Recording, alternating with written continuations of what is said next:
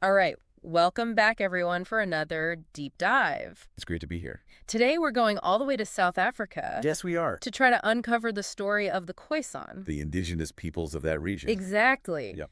And we've got quite a mix of sources in front of us. Yeah. We've got everything from academic papers to legal documents, news articles, and even firsthand accounts. It's really a fascinating mix that we've got. It is, and it really paints a really interesting picture. Yeah. But our goal, I think, with this deep dive is to get beyond, Mm-hmm.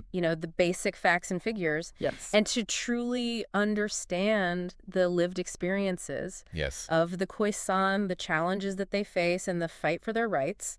It's about going beyond just the headlines and the kind of the surface level information and really seeing the human side of this story. Exactly. The people behind the policies and legal battles. Exactly. So let's start with the basics. Okay. Who are the Khoisan? And I have to say, when I was prepping for this, I was absolutely floored to learn. That DNA evidence suggests that they were once the largest human population on the planet.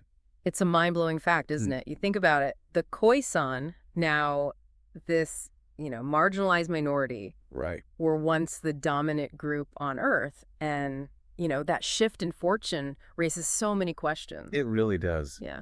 So can you kind of paint a picture for us of the Khoisan today? Yeah.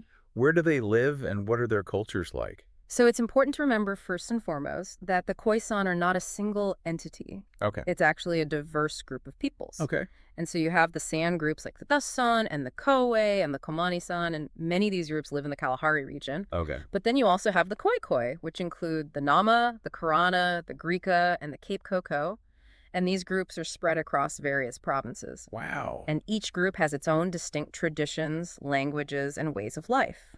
Wow, that's amazing. One thing that really struck me Yeah. in the research was this issue of the colored classification. It just seems like such a problematic label. It is. It absolutely Yeah. is. And it's a direct legacy of apartheid. Right. And for many Khoisan, it feels like an erasure of their unique identities. Yeah. During apartheid, anyone who wasn't white or black African was lumped into this colored category. Yeah, And yeah. imagine being told that you belong to a category that doesn't reflect your history, your language, your culture. Right. It's almost like they're trying to force them to forget their own heritage in a way. It's a very real sense of erasure and frustration. That must be incredibly frustrating. It is. And that frustration is palpable in the accounts we have. Yeah. We came across a quote from an indigenous activist, Jean Mary Jihimba, and she puts it really powerfully. She says, "I personally never classed myself as colored, Wow. but either as African, other, or Kwe." Wow. That's powerful. Yeah. That really highlights the identity crisis that classification creates. Exactly. Yeah. And it leads us to this whole fight for recognition. Right. A fight for the Khoisan to be seen and acknowledged for who they truly are. Exactly. So we know that South Africa has signed the UN Declaration on the Rights of Indigenous Peoples, Mm-hmm. which seems like a good step, right? It is a good step, but I think it's important to understand the nuances here. Okay. Signing a declaration is one thing, but putting it into practice is another. Right. And South Africa actually hasn't ratified key ILO conventions. And ILO stands for? International Labor Organization. Okay. Which would give those rights real legal teeth. I So it's kind of like saying you support something, but not really being willing to actually do what it takes to make it happen. So it's words versus actions. Yeah, that seems to be a recurring theme here. Yeah, and that kind of leads us perfectly into talking about the Traditional and Khoisan Leadership Act, Mm-hmm. which at first glance seemed like it was progress. Right. It was meant to acknowledge, Khoisan communities. Yeah, their leadership structure. Their leadership structures, exactly. Yep. But then there's this clawback clause. Right. So can you explain what that was all about?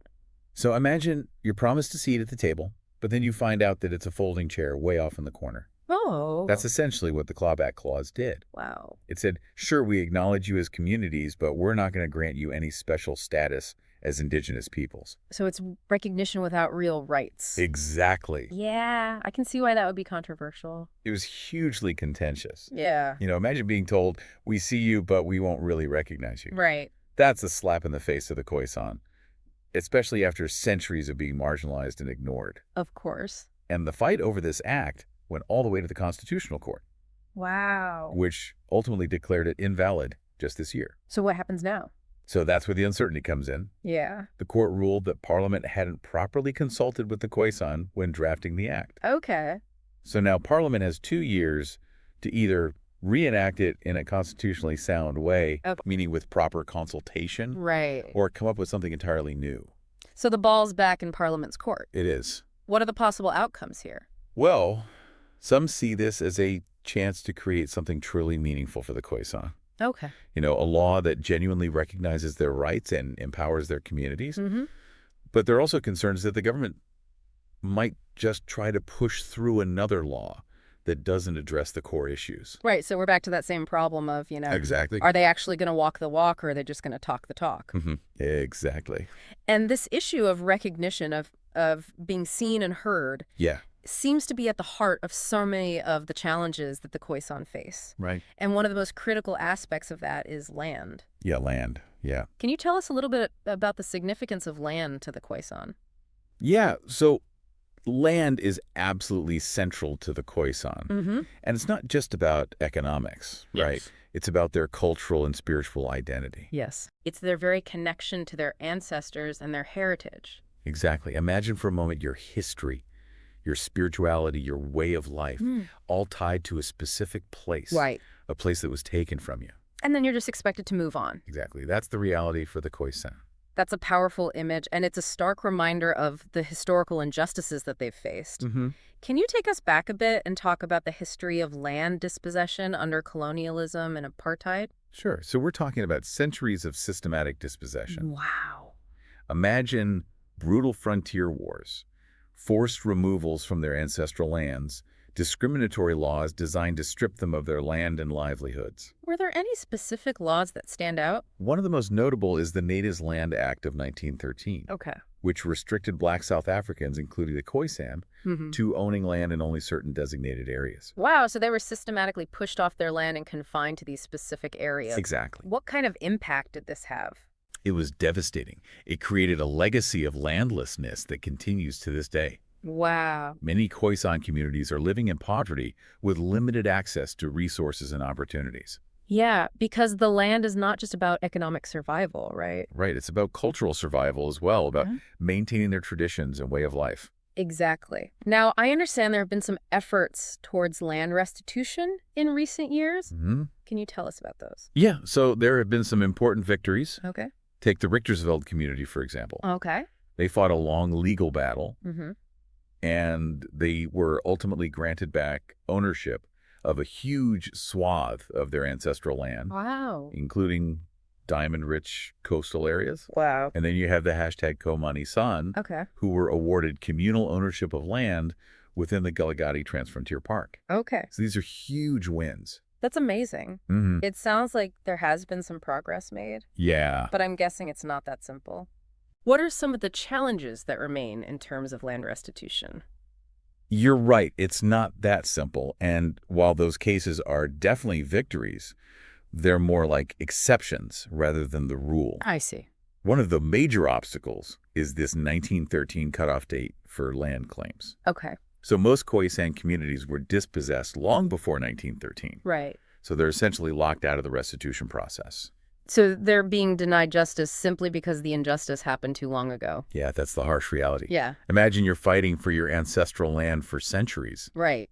only to be told that your claim doesn't qualify because it happened too long ago. Yeah. It's a bitter pill to swallow. Yeah, and it really highlights the limitations of the current legal framework, Yes. which doesn't really fully grasp the unique historical context of these land rights. Exactly. And this fight for land seems so deeply connected to the fight for cultural survival. It is. And speaking of cultural survival, we came across a really fascinating point when we were prepping for this. Oh, yeah. South Africa's national motto, Mm-hmm. Che Sara Zarake, That's right. which means unity and diversity, Yeah. is actually in a Khoisan language. It is. But the irony is Mhm. that none of the Khoisan languages have official recognition in South Africa. Yeah, it's a glaring contradiction. Yeah. On the one hand, you have this symbolic gesture acknowledging their linguistic heritage. Right. But on the other hand, there's a complete lack of recognition for those languages in the legal and educational systems. Right. So there's a disconnect between what they say and what they do. Exactly. It highlights the disconnect between symbolic gestures and the reality on the ground. It makes you wonder, what does unity and diversity really mean Right. if the languages and cultures of the first people of this land are not recognized and protected? That's a really important point. What are some of the other challenges facing the Khoisan in terms of preserving their cultural heritage? Well, I think one of the major ones is language loss. Many Khoisan languages are critically endangered, with only a handful of speakers remaining. Wow. For example, the New language, which is spoken by a small community in the Northern Cape. Okay. It's considered one of the world's oldest languages. Wow. It survived millennia, Right. and now it's threatened with extinction. That's heartbreaking to think about, languages in higher ways of knowing and understanding the world disappearing. It's a tremendous loss. Yeah. Are there any efforts to revitalize these languages? There are. Okay. There are some really dedicated individuals and communities working tirelessly to document and teach these languages to keep them alive. Okay. And we came across a really inspiring example in our research. Okay. A woman named Katrina Esau, Okay. who's in her 80s, Wow. and she's dedicated her life to preserving the Nuwu language. Wow. And she even wrote a children's book Really? called Koin La Chashoy, which translates to Tortoise and Ostrich. And this is believed to be the first book ever published in Niue. That's incredible. And is it? What a testament to the resilience and determination of the Khoisan people. To fight so hard to preserve their languages despite all the obstacles they face. Absolutely. It's a powerful reminder that even in the face of tremendous adversity, hope and resistance persist. I love that. And that's a theme we'll see again and again, I think, as we continue our exploration of the Khoisan story. Absolutely. So we've touched upon the fight for recognition, the central role of land, the challenges to cultural integrity. But the Khoisan experience isn't just about historical injustices and cultural preservation. Right. It's also about navigating the complexities of the present. And one of the biggest challenges they face today is the socioeconomic realities of being a marginalized community in South Africa. Yes. Can you kind of paint a picture of what daily life is like for many Khoisan? Imagine living in communities plagued by poverty, Yeah. with limited access to basic services like healthcare and education. Right. Imagine your children suffering from stunting due to malnutrition No. and having few opportunities to break the cycle of poverty. Yeah. That's the reality for many Khoisan communities. That's such a stark contrast to the image of South Africa we often see portrayed, in the media or in, Right. Travel brochures or whatever. It is. It's a reminder that progress doesn't always reach everyone equally. Exactly. And it raises a question. Are the existing poverty alleviation programs in South Africa truly addressing the unique needs of the Khoisan? That's a good question. What did our research say about that? Well, the research suggests that those programs often miss the mark. Yeah. There are broad-based initiatives, Mm-hmm. but they don't necessarily consider the specific cultural context of the Khoisan, Mm-hmm. the importance of land rights, the need for language revitalization. Mm-hmm. It's like trying to fit a square peg into a round hole. Right. The solutions being offered don't quite match the problems being faced. Yeah, and that makes sense because it's not just about throwing money at a problem, right? It's about understanding the root causes of the poverty and inequality.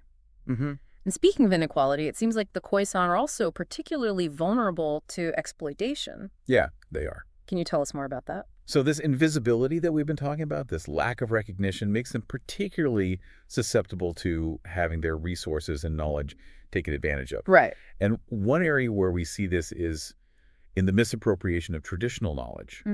The Khoisan have this incredibly deep understanding of the medicinal and practical uses of plants. Right. But historically, this knowledge has been extracted and commercialized without their consent or fair compensation. We saw some specific examples of this in the research, right? We did. Like with the hoodia and silicium plants. Exactly. So hoodia is a succulent plant that's traditionally used by the San to stave off hunger during long hunts. Okay. And pharmaceutical companies caught wind of its appetite-suppressant properties and rushed to patent and commercialize it. But initially, the San, the very people whose knowledge made this discovery possible, were completely left out of the equation. So it's a case of profiting from indigenous knowledge without acknowledging the source or sharing the benefits. Exactly. What are the ethical implications of that? Well, it raises a lot of questions about fairness, justice, respect for indigenous knowledge systems. Yeah. Who owns this knowledge? Right. Who has the right to profit from it? Exactly. These aren't easy questions to answer. And the selenium case is similar, right? It is very similar. This plant, which has mood-boosting effects. Right, has been used by the Khoisan for centuries. Yeah. And again, it was commercialized without their consent or fair compensation. Wow. So these cases really highlight the need for stronger legal frameworks They do. that protect indigenous knowledge from exploitation. Absolutely. So has anything changed in recent years to better protect that knowledge? There have been some steps in the right direction. Okay. South Africa passed the Indigenous Knowledge Act in 2019, which is designed to protect indigenous knowledge from being used without authorization and to ensure that benefits are shared fairly. Okay, that sounds promising, but does it actually work? That's the question, isn't it? Yeah. Does it have teeth?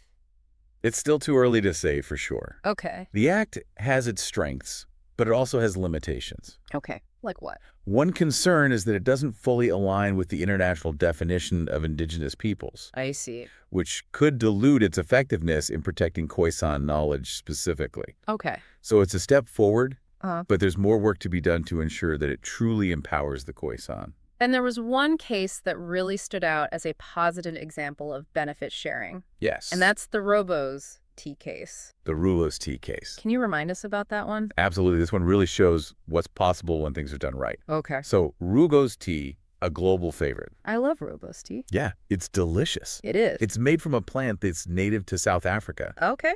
And you guessed it, Mm. the Khoisan people have been using it for centuries. Okay. For them, it wasn't just a beverage, it was part of their cultural heritage. Right. But they never saw any profits from the global tea trade Right, of course. until recently. Okay, so we're So what's remarkable is that in 2019, Okay. a landmark benefit sharing agreement was reached. Wow. And this wasn't just a local agreement. Okay. This was facilitated by the Nagoya Protocol, Okay. which is an international agreement that governs the sharing of benefits from genetic resources. So this agreement recognized the Khoisan San people as the traditional knowledge holders of rooibos. Precisely. Okay. And it established a system where they receive a percentage of the profits from the commercial sale of rooibos tea. That's huge. It is a huge win. Yeah. And it sets a precedent for recognizing and valuing indigenous knowledge Right. and ensuring that communities benefit from the use of their resources. And this is a model that could be replicated in other areas. Absolutely. Where indigenous knowledge is being used commercially. It's a fantastic model. So it's not all doom and gloom. No, it's not. There are examples of progress and hope. Definitely. But the fight continues. Right. And we've talked about language, cultural knowledge. Mm-hmm. But another critical aspect of this fight is the repatriation of Khoisan remains. Yeah.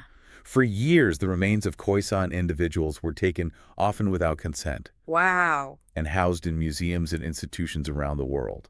It's hard to even imagine that happening, to have the remains of your ancestors treated as specimens, as objects of study. It was a dehumanizing practice, Yeah. rooted in the colonial mindset Yeah. that saw indigenous peoples as less than human. Right. But there's been a growing movement to right this wrong, to bring these ancestors home. Yeah, and South Africa has been at the forefront of this repatriation effort. They have. Yeah. There have been some really high-profile cases. Mm-hmm. Perhaps the most well-known is the story of Sarah Bartman. Right, that's the Khoisan woman who was taken from South Africa in the early 1800s and exhibited in Europe as a freak show attraction. That's right. It's a horrific story. It is a horrific story. She was dubbed the Hottentot Venus and paraded around for her body shape. Yeah, and after her death, her remains were dissected and put on display in a museum in Paris. It's just awful. It is. It took years of campaigning, It did. but finally in 2002, her remains were repatriated to South Africa, and she was given a dignified burial. It was a powerful moment, a moment of closure, of reclaiming her dignity. And what's the significance of this repatriation effort? It's about more than just bringing bones back to South Africa. Okay. It's about acknowledging the wrongs of the past, restoring dignity to those who are exploited and dehumanized, Right. recognizing the Khoisan's right to control their own heritage. Exactly. It's about saying these are not specimens, these are people, Yeah. our ancestors who deserve respect and a proper burial in their homeland. That's powerful, and it really connects to a larger theme we've been discussing, right? It does. This fight for recognition and self-determination. Exactly. Repatriation is one way of asserting that right to self-determination to control their own narrative, their own history. Right, and it's not just about Sarah Bartman. No, it's not. There have been other repatriations as well. There have. The remains of Claus and Troy Piar, who were taken for scientific research in the early 1900s, were returned in 2012. And just recently, the remains of a Khoisan woman and infant were reburied after being held in a museum for decades. Incredible. Yeah, these repatriations are symbolic acts of healing and justice. They are. And that leads us to a broader discussion about the legal and political landscape in which the Khoisan are navigating these issues. Right. So we've touched upon the UN Declaration on the Rights of Indigenous Peoples and the Indigenous Knowledge Act. Yeah. But what are some of the other key legal frameworks that are relevant here? Well, South Africa has a progressive constitution that guarantees a range of fundamental rights. Okay. And those rights apply to all citizens, including the Khoisan. Okay, so in theory, the Khoisan should be protected. In theory, yes. But in practice, it's not so straightforward. Yeah, we've seen that disconnect between theory and practice throughout our discussion. Yes. What are some of the specific challenges that the Khoisan face when it comes to navigating the legal system? One key challenge is that the Constitution doesn't explicitly mention the Khoisan as indigenous peoples. Right. And that lack of specific recognition creates ambiguity. Yeah. Makes it harder to advocate for their unique rights. So it's like trying to build a house without a blueprint. Exactly. You have the materials, but you're not sure how to put them together in a way that's structurally sound. That's a great analogy. So it's not just about having rights on paper. Right. It's about those rights being clearly defined and enforceable. And we talked earlier about the Restitution of Land Rights Act and that 1913 cutoff date. Yeah. That's a prime example of how a law that's intended to address injustice can actually perpetuate it when it fails to consider the specific historical context of indigenous peoples. Exactly. What about the Traditional and Khoisan Leadership Act? The court declared it invalid, but where do things stand now? So Parliament is currently working on either amending the existing act or creating a new one altogether. Okay. It's a critical moment. It is. Will they seize this opportunity to create a law that truly recognizes and empowers the Khoisan? Right. Or will they fall back on those old patterns of exclusion and marginalization? That's the question, isn't it? It is. What would a truly empowering law look like? It would start by explicitly recognizing the Khoisan as indigenous peoples, Okay. not just as communities or traditional groups. Right. It would address the land issue in a meaningful way, Okay. acknowledging their right to ancestral lands and resources. It would provide mechanisms for protecting their cultural heritage, Okay. including their languages and sacred sites. And it would create pathways for their meaningful participation in decision-making processes that affect their lives.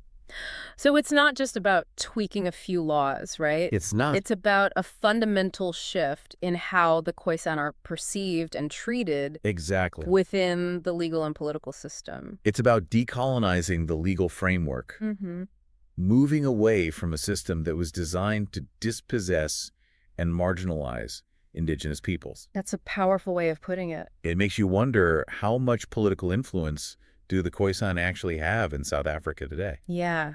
Do they have a voice in shaping these laws and policies that affect their lives so profoundly? The truth is, they lack significant political representation at the national level. Really? There are no Khoisan members of parliament. Wow. It's a stark reminder of their marginalization. Yeah. Even though they are the first people of this land, they have virtually no voice in the highest levels of government. That's shocking. It is. It's almost unthinkable in a democracy that prides itself on inclusivity. It speaks volumes about the enduring legacies of colonialism and apartheid. Right. But that doesn't mean the Khoisan are sitting idly by. Okay. They are organizing, Okay. mobilizing, and raising their voices. We saw examples of this in our research, right? We did. Groups like the Khoisan National Language Board, Yes. the First Nations of Southern Africa, and countless others are working tirelessly to challenge the status quo. Absolutely. The Khoisan are not passive victims. Right. They are active agents of change. Exactly. They're holding protests, filing lawsuits, Yeah. engaging with the media, Okay. educating the public. They're using every tool at their disposal to fight for their rights and reclaim their place in South African society. Exactly. And they're achieving some victories. We talked about the Rubo's benefit sharing agreement. Right. The successful repatriation efforts, the Constitutional Court's decision on the Leadership Act. Yeah, these are all signs of progress. They are. They show that change is possible. Yeah. That even deeply entrenched systems can be challenged and transformed. Exactly. But it's a long and arduous struggle. It is. So what are some of the key demands that the Khoisan movement is making? Yeah. What are they calling for? Well, their demands center around three core issues. Okay. Recognition, Mm-hmm. land rights, Right. and cultural preservation.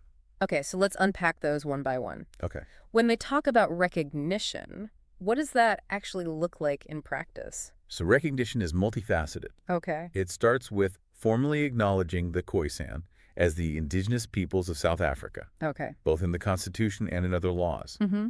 It means moving away from that colored classification Right. that lumps them together with other groups and erases their distinct identity. So it's about recognizing their unique history, their unique culture, their unique rights as indigenous peoples. Exactly. It's about acknowledging their right to self-determination, Right. their right to control their own destinies. Exactly. And land rights are a fundamental part of that. Absolutely. What are the specific demands when it comes to land? So some communities are calling for the return of their ancestral lands. Okay. Others are demanding compensation for the land that was taken from them. Mm-hmm. Many are pushing for greater control over land use and resource management on their traditional territories. Okay. It's about restoring their connection to the land, You're right. not just as a source of economic sustenance, but as a source of cultural and spiritual identity. Right. We talked earlier about how land is not just a commodity to the Khoisan. It's right. It's deeply tied to their sense of who they are. Mm-hmm. And that ties into that third demand, cultural preservation. It does. What are some of the challenges the Khoisan are facing in terms of maintaining their cultures and traditions? So language loss is a huge concern. Yeah. As we discussed earlier, many Khoisan languages are critically endangered, Right. and the lack of official recognition makes it even harder to revitalize these languages. Yeah. They're also facing challenges in terms of accessing and using their sacred sites. And the Mountain 12 case, where Khoisan individuals were arrested for conducting ceremonies on Table Mountain, highlights this ongoing struggle. It seems like they're constantly having to fight for their right to exist, Yeah. both culturally and physically. That's a poignant observation. Yeah. They're fighting for their land, their languages, their sacred sites, their very way of life. Yeah. It's a battle that's been going on for centuries. But amidst these challenges, we've also seen remarkable resilience. We have. We've seen individuals like Katrina Esau fighting to preserve their languages, Mm. communities winning land claims, Yes. activists pushing for legal and political change. It's a story of both struggle and hope. It is, and that's what makes the Khoisan story so compelling. Mm-hmm. It's a story of resilience in the face of adversity, Yes. of hope in the face of despair. Exactly. It's a story that has something to teach us all about the importance of fighting for what's right, about the power of perseverance, Yeah. and about the enduring strength of the human spirit. It's inspiring.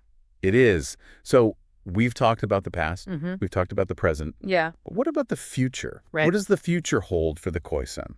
It's a question full of complexities and possibilities. It is. There's a sense of standing at a crossroads, Mm-hmm. a moment pregnant with uncertainty, but also with potential for transformation. I'm feeling a mixture of hope and apprehension after all we've learned. I understand. So where do we even begin to untangle those uncertainties? Mm-hmm. What factors will play a key role in shaping the future of the Khoisan?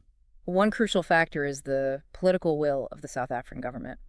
We've journeyed through the past, Mm. and the president of the Khoisan explored their history, their culture, and the formidable challenges they face. Mm-hmm. But now in this final part of our deep dive, Yeah, we turn our attention to the future. the future. What does the future hold for the Khoisan?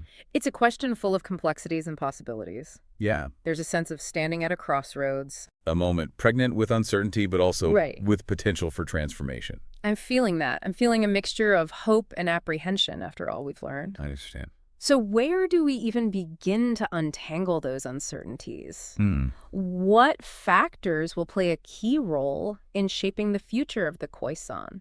Well, I think one crucial factor is the political will of the South African government. Okay. Will they finally take concrete steps to fully recognize the Khoisan as indigenous peoples and address the historical injustices they faced? Right. The government's response to the Khoisan movement's demands for constitutional recognition, land rights, and cultural preservation will be a major indicator of their commitment to justice and equality. It all comes back to that core issue of recognition It does. that we've been talking about. Mm. But recognition isn't just about words. Yeah. It's about actions. It's about actions.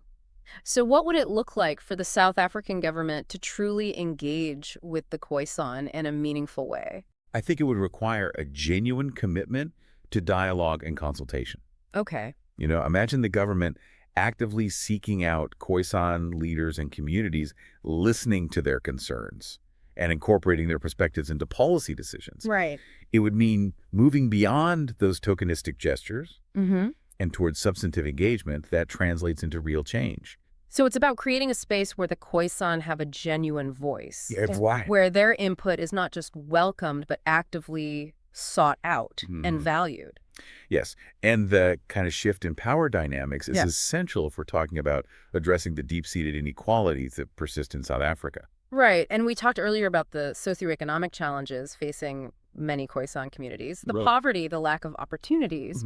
How can economic development happen in a way that benefits the Khoisan and doesn't further marginalize them? That's a crucial question, and I think we need to be wary of development projects that prioritize profit over people, that displace communities from their ancestral lands, or extract resources without their consent or benefit sharing. Right. We've seen how that kind of development can exacerbate existing inequalities. Yeah, we've talked about the land grabs, the exploitation of traditional knowledge. Exactly. Those are prime examples of how development can go wrong. Yes. When it fails to consider the rights and needs of indigenous peoples. Absolutely. What's needed is a model of sustainable development that puts people first, that respects indigenous rights, and that incorporates their perspectives. And it's not just about protecting the Khoisan from harm, right? It's about recognizing and valuing their unique contributions. Yes. Think about their deep understanding of the natural world, their traditional practices of resource management, their ability to live in harmony with the environment.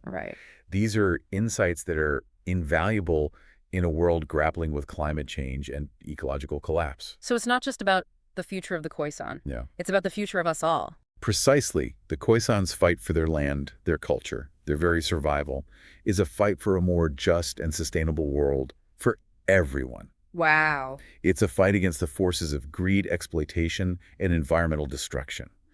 It's a fight for a future where all people, regardless of their background or heritage, can live in dignity and harmony with each other and with the planet. It's a powerful reminder that we're all interconnected. We are. That the fate of the Khoisan is intertwined with our own. So what can be done? What concrete actions can be taken to help create a brighter future for the Khoisan?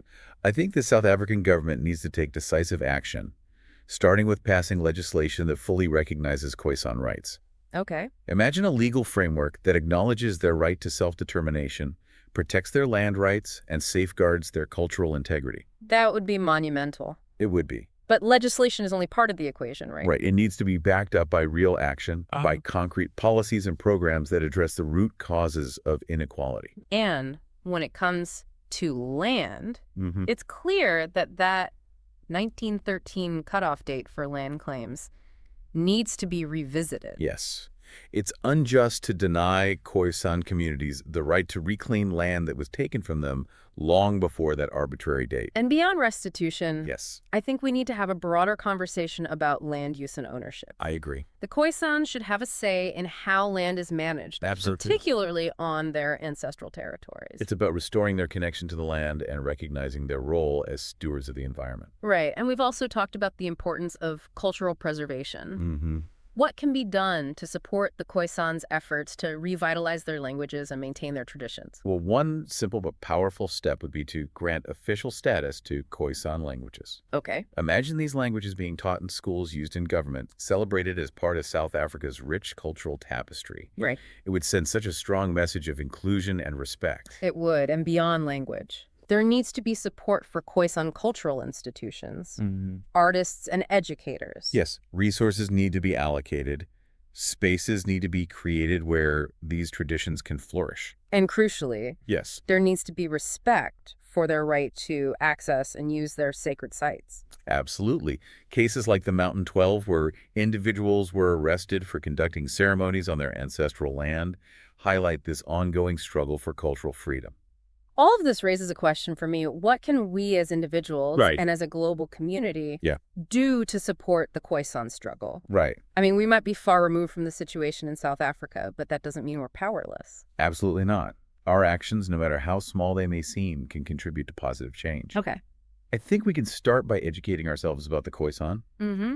their history, their culture, the challenges they face. Right. Seek out information from reputable sources, listen to their voices, amplify their stories. We can also support organizations that are working to advance Khoisan rights. Yes, there are so many groups doing incredible work on the ground, Right. providing legal aid, promoting cultural preservation, advocating for policy change. Mhm. Our donations, even small ones, can make a difference. And we can use our voices Yes. to raise awareness within our own communities and networks. Exactly. Talk Yeah. to your friends and family, share information on social media, write to your elected officials. Mhm. Every act of solidarity, Yeah. every expression of support contributes to building momentum for change. It's about recognizing that the Khoisan struggle is not just their own. Yes, It's a struggle for justice and equality that resonates with all of us. it does. It's a struggle for a world where Indigenous rights are respected and where all people can live in dignity and harmony. Exactly. The Khoisan story is a powerful reminder of the enduring legacy of colonialism, Right.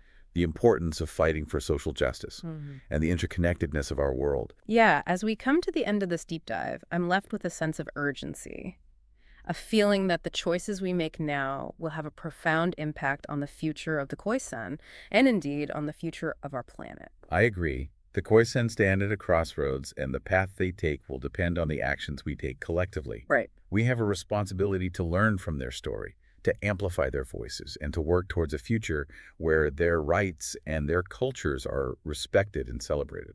It's been a really powerful journey, and we've covered a lot of ground. We have. We've explored the complexities of the Khoisan experience, the historical injustices they've endured, the resilience they've shown, and the challenges that lie ahead. What's the most impactful takeaway for you? That's a good question. What will you carry with you from this conversation? For me, it's the recognition that the Khoisan's fight is not just about land, language, or culture. It's a fight for something much bigger. It's a fight for recognition, for justice, for a world where Indigenous peoples are valued for their unique perspectives and contributions. Yep. It's a fight that deserves our attention, our support, and our unwavering commitment to creating a more just and equitable world. Well, thank you for joining us on this deep dive. It's been a pleasure. We hope it sparked your curiosity, deepened your understanding, and inspired you to take action. The Khoisan story is far from over, and we encourage you to continue learning, listening, and supporting their struggle for a brighter future. And as you go about your day, consider this. The Khoisan were once the largest human population on Earth. Now they are a marginalized minority, fighting for their very survival. What does their story tell us about the fragility of human societies, the enduring power of colonization, and the urgent need to protect Indigenous rights? Those are questions worth pondering, and as you search for answers, remember that the future of the Khoisan, and indeed the future of our planet, is intricately linked to the choices we make, the actions we take, and the stories we choose to amplify.